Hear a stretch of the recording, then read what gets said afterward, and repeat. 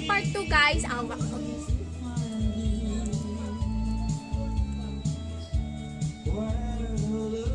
Bango?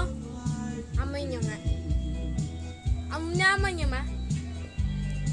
Tingnan mo yung buhok niya ate, sobrang kulot. Ano naman? Pwede ito kainin. Hindi! Pwede ito lagay sa buhok. Hindi! Oh, oh, oh!